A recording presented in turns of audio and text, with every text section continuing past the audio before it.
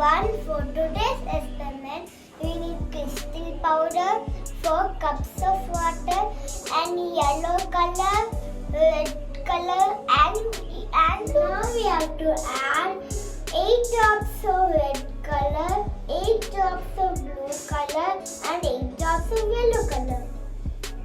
Let's add it and mix it.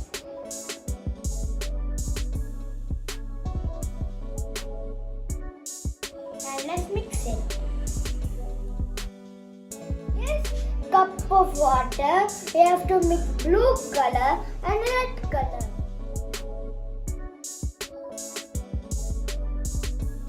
And mix it. Now we have to add in 1 scoop of crystal powder to those 3 cups. And mix it.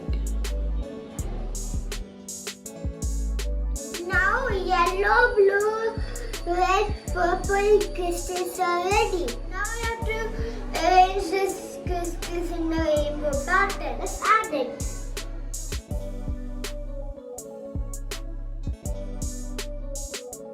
Now we have to add water between those colors and wait for 25 minutes. Now we will wait for 20 minutes to see the crystal rainbow.